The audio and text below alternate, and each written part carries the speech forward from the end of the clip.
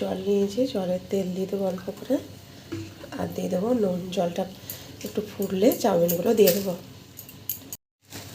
জলটা ফুটে গেছে, আমি এবার চাউমিনগুলো দিয়ে ভাপিয়ে নেব।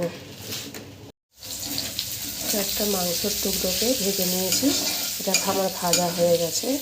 এটা আমি নুন, হলুদ, লঙ্কা গুঁড়ো আর জিরে গুঁড়ো, ধনে গুঁড়ো দিয়ে আমি ধুয়ে, এবার এই কড়াতেই তেল দিয়ে দিয়েছি।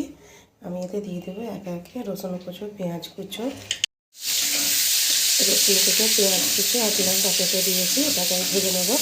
এবার এতে দিয়ে দেবো বাঁধাকপি আর ক্যাপসিকাম কুচো, দিয়ে নাড়াচাড়া করে নেবো, ভেজে নেবো ভালো করে। দিয়ে দেবো নুন আর লঙ্কা গুঁড়ো, আর দিয়ে দেবো ভেজে রাখা মাংসের পিসগুলো, টুকরোগুলো। অলরেডি এগুলো নাড়া হয়ে গেছে। এবার চাউমিনগুলো এভাবে ছড়িয়ে ছড়িয়ে দিয়ে আমি নাড়াচাড়া করে নেব। এইভাবে নাড়াচাড়া করে বেশ কিছুক্ষণ ধরে। এবার এতে দিয়ে দেবো চিলি সস,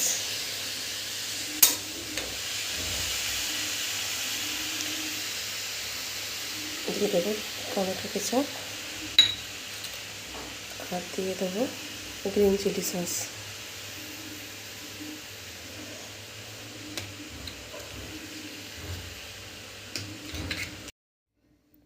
এটা আমার বানানো হয়ে গেছে এইভাবে।